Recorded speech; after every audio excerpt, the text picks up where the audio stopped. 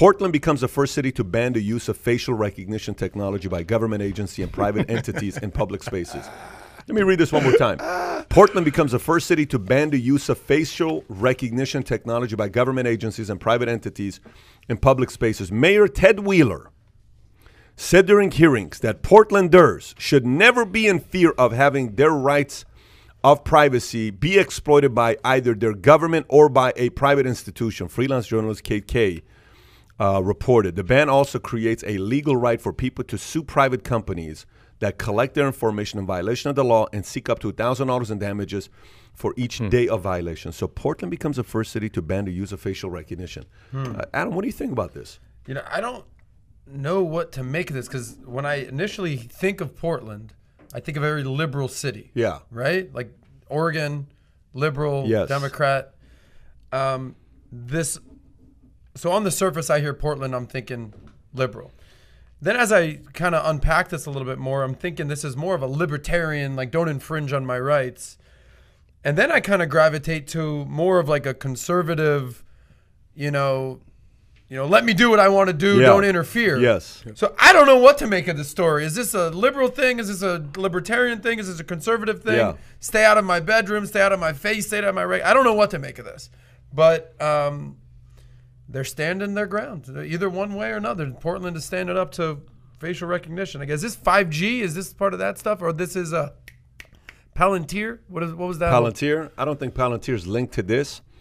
But facial recognition, I mean, you got to... Why would a private entity, I get government because for police and law enforcement, but why would a private entity want facial recognition? Is it for their own security?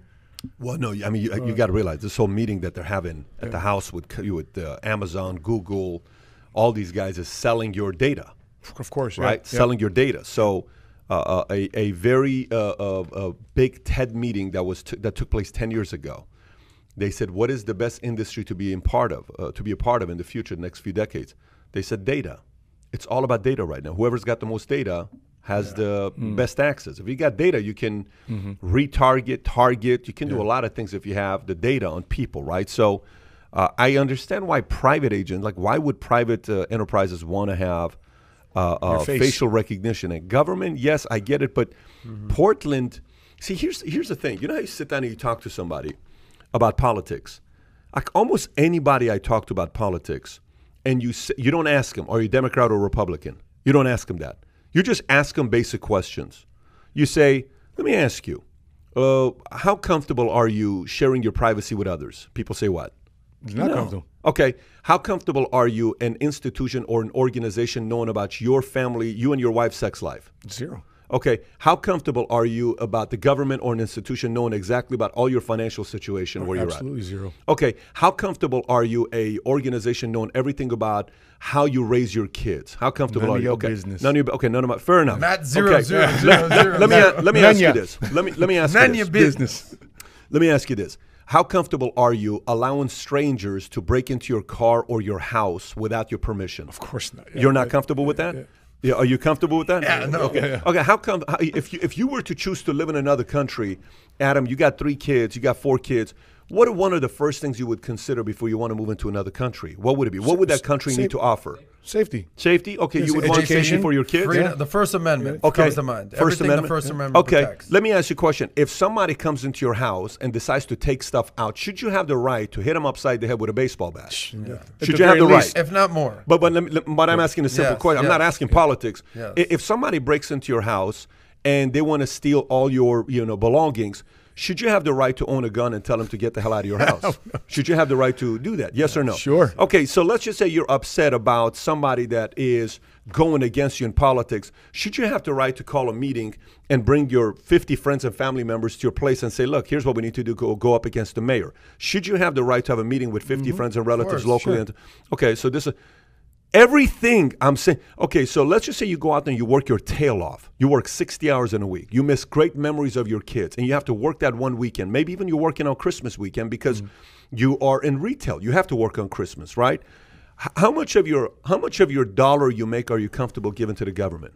The very least as possible. How much is that very least? What are you comfortable without getting upset, without getting irate? 5%. You make a buck. I'm actually being serious. You make a buck. What are you willing to give? What are you willing to give? 5 cents. 5 cents? What are you willing to give, Adam?